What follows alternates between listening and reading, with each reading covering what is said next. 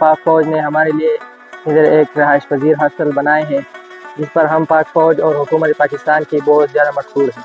यहाँ पर हमको अपने एक घर जैसा मौका है कि हम यहाँ पर सबक पढ़े, स्कूल का भी मदरसे का भी। और हम यहाँ पर हुकूमत पाकिस्तान के बहुत शुक्रगुजार हैं कि उन्होंने हमारे लिए ऐसा इदारा बनाया है।